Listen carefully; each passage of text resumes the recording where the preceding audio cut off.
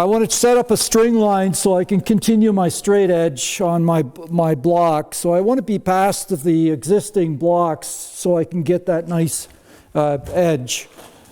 I'll wrap it around a regular block out here, and I'll tighten it up, and I'll just put it onto so it just barely touches that last block, and I'm done. And we got a nice string line, nice tight string line, and I'm going to lay against that.